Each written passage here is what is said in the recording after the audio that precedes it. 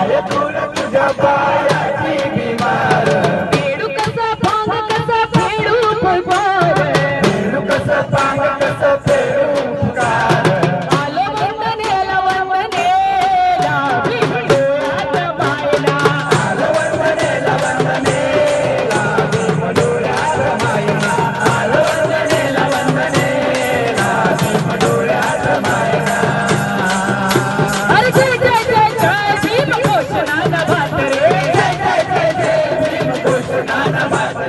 नमस्कार, मी प्रतीकेश पाटील. आपण पाहतात महाटॉक्स. महापरिवर्तन दिनानिमित्त डॉक्टर बाबासाहेब आंबेडकर यांना चैत्यभूमीवर लाखो अनुयायी ते अभिवादन करण्यासाठी येत येतात. याच पार्श्वभूमीवरती कला मंच यांच्याकडून एक पोवाडा सादर करून लोकांपर्यंत एक संदेश पोहोचवला जातो. नेमका तो संदेश काय पोहोचवला जातो या संदर्भात आपण आता त्यांच्याशी बातचीत करणार आहोत.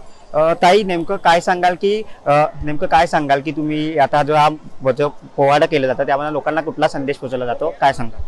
आम्ही समता कला मंचाचे कार्यकर्ते आहोत, महाराष्ट्रभरातील आणि महाराष्ट्राच्या बाहेरचे सुद्धा. तर बेसिकली समता कला मंच हे गेल्या 2007 पासून रिपब्लिकन पॅन्थर्सच्या बॅनरखाली काम करत आहे. रिपब्लिकन पॅन्थर आमची संघटना आहे आणि आमचा इंटेन्शन हाच आहे की लोकांमध्ये समता, स्वातंत्र्य, बंधुता हे विचार पेरले पाहिजे आणि लोकांना जे शोषण होते त्या शोषणाच्या विरुद्ध आवाज उठवण्यासाठी प्रेरित केलं पाहिजे. बाबासाहेब म्हणाले होते, गुलामाला गुलामीची जाणीव करून द्या म्हणजे ते बंड करून उठेल. शाहीर हे गुलामाला त्यांची गुलामशाहीची जाणीव करून देतात. आणि आता म्हणाल तर काय आम्ही करतोय, तर आता येणाऱ्या 2024 मध्ये क्लिअरली बीजेपी नाही आलं पाहिजे. कारण या बीजेपीने 2014-2019 मध्ये डोक्यावर बसून इथल्या दलित शोषित सगळ्या वर्गातल्या लोकांचं शोषण केलेलं आहे. त्यांच्या डोक्यावर बसून ते थया नाचतायत. जे लोक बोलतात त्या लोकांनी जेलमध्ये टाकलेलं आहे, काही लोकांना गोळ्या घातलेल्या आहेत. तर या सगळ्यांच्या विरोधात आम्ही रस्त्यावर आहोत. आम्ही कोणालाही घाबरत नाही, आम्ही लढणारी लोक आहोत आणि आम्ही असं लढत राहू. आज बाबासाहेबांना अभिवादन जर आमचं काही असेल तर हेच असेल की आम्ही 100 किंवा 200 किंवा 5-10 अशा लोकांपर्यंत पोहोचू आणि त्यांना कन्व्हिन्स करू की आपण बीजेपीला मतदान केलंच नाही पाहिजे आणि एकत्र येऊन लढलं पाहिजे. हाच आमचा मुद्दा आहे. ताई, नेमकं अजून जे अनुयायी येतील त्यांच्यापर्यंत तुम्ही इकडे संदेश पोहोचवत असतातच नेहमी, पण नेहमी कुठे कुठे तुम्ही जाऊन हा संदेश पोहोचवला जातो तुमच्याकडून, काय सांगायला? आम्ही वेगवेगळ्या ठिकाणी कॅम्पेनिंग करतो, जसं की 6 डिसेंबरला करतो, 14 एप्रिलच्या निमित्ताने आम्ही कार्यक्रम करतो, मोर्चा, आंदोलन, कॅम्पेनिंग वस्त्यांमध्ये. तर आम्ही जिथे लोक जमतात तिकडे जाऊन कॅम्पेनिंग करतो. आम्हाला वाटतं की जिथे लोक जमले तिथे आपलं प्रबोधन सुरू केलं पाहिजे, ते आम्ही करत राहतो. अजून जी लोक येतात किंवा अनुयायी येतात त्यांच्यापर्यंत, जे अनुयायी तर आहेतच पण अजून दुसरी सुद्धा नागरिक या इकडे येत असतात, त्यांना तुम्ही कसं प्रकारे पोवाड्यातनं मार्गदर्शन करतात त्याबद्दल? हे जे प्रॉब्लेम्स आहेत ना, हे प्रॉब्लेम कुणी एका कम्युनिटीचे नाही. विद्यार्थ्यांचे प्रश्न आहेत, इथल्या महिलांचे प्रश्न आहेत, महागाई वाढलेली आहे, नोकऱ्या नाही आहेत, जुमल्यावर जुमले फेकले जातात, फेकूसारखं फक फेकलं जातं. हे सगळे प्रॉब्लेम इथल्या जनतेचे आहेत. बीजेपी जर झाली तर फक्त इथल्या दलितांचं किंवा इथल्या मुसलमानांचं किंवा आदिवासींचं शोषण नाही होणार आहे, तर इथल्या प्रत्येक नागरिकाचा हाल होणार आहे. ठीक आहे. अजून आपण जे पोवाडे गातात त्यांच्याशी पण आता बातचीत करणार आहोत. दादा, नेमकं काय सांगाल की तुम्ही जे पोवाडे गातात त्यामुळे लोकांपर्यंत नेमकं काय संदेश पोहोचवला जातो, काय सांगाल? जे बाबासाहेबांनी इथपर्यंत इथल्या कष्टकरी कामगारांसाठी जे बाबासाहेबांनी संविधान दिलं, आज ते संविधान उद्ध्वस्त करण्याचं काम इथलं RSS BJPच्या माध्यमातून होत आहे.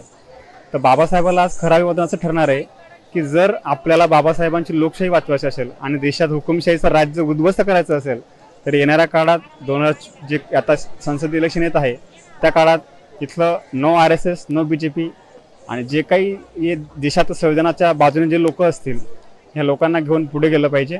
आणि इथली जी मनवादी व्यवस्था आहे जी BJP राबवते 2014 पासून ती गाळली पाहिजे. ह्या हेतून आम्ही बाबासाहेबांचा गाणे घेऊन, वामनदाचे गाणे घेऊन, अण्णाभाऊचे गाणे घेऊन, लोकशाहीर गद्दरचे गाणे घेऊन अशी सर्व शाहिरांची परंपरा घेत आम्ही इथल्या जनतेत जात आहोत. आणि समता, स्वातंत्र्य आणि बंधुता हे टिकावं, देशात लोकशाही राहावी, माणसाने माणसागत वागावं यासाठी आम्ही प्रयत्नशील आहोत. जसं तुम्ही त्याला म्हणालात की लोकशाही वाचली पाहिजे त्यासाठी तुम्ही म्हणजे इकडे जर शिवाजी पार्कमध्ये करायचं, कुठल्या ठिकाणी केला, कुठल्या गावात जातात आणि या सर्वाचा जो काही खर्च किंवा काय होतो तुम्ही कशा प्रकारे करतात त्याबद्दल? इथं जो खर्चचा तुम्ही बोलले, आता ही जी जनता आहे, जनताकडून आम्ही मानधन जे असतं जनतेचं किंवा जनता ट्रॅव्हलिंगचा खर्च पुरवते. ज्यावेळेस आम्ही पोवाडा सादर करतो किंवा गाणे सादर करतो त्यावेळेस आम्ही जनताला एक आव्हान करतो की आम्ही कोणा नेत्याचे कडून पैसे घेत नाही किंवा दलाल नेत्याकडून आमचं काही पोट पाणी नाही चालत.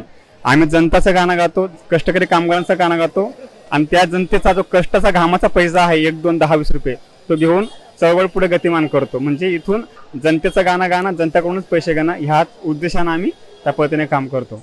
बाबासाहेब आंबेडकर म्हणाले होते की माझं 10 भाषणं आणि शाहिरांचं एक गाणं हे जास्त लोकांवर प्रभाव टाकत असतो. तर आम्ही प्रबोधनाचं हे एक फॉर्म निवडलेलं आहे की याच्या माध्यमातून जगात किंवा म्हणजे भारतात सध्या काय परिस्थिती आहे, काय चालू आहे, हे आमच्या पोवाडे किंवा जे गाणे आहेत त्याच्या माध्यमातून आम्ही जनतेसमोर मांडत असतो.